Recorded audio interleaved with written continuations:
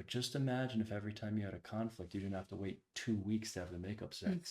You could have the makeup sex in 10 minutes. And that has become our reality. And it's all a result of this practice. What we've developed as a result of this exploration was the I see and I feel practice, because it is the fastest way for you to develop that skill. When the two of you can sit down in an I see and I feel and learn how to take this moment of hostility where I'm going to speak, and when I say what I see, it's going to be another dagger. And when you say what you feel, it's going to be another attack at me. And it's just going to continue to look and feel like hostility. But you're like, Justin, I'm doing the practice. I'm doing I see, I feel. Yeah, but the whole point is for you to recognize how unskillful the two of you are seeing and feeling, and how it's the unskillfulness of the way you express what you see and feel in those moments that's making the moment worse. So the first skill we have to develop is the ability to sit here and say I see, I feel, and what we'll do is we'll be able to take this moment from absolute hostility into healing. We just had a fight. I said something stupid. She says I feel hurt. And then I have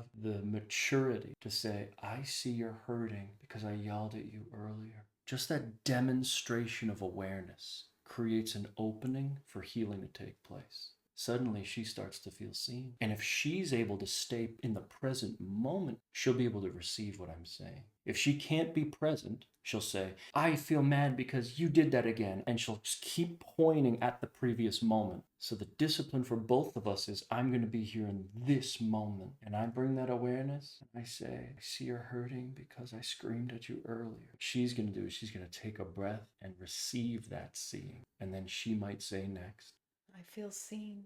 Feel like I'm coming back to this moment.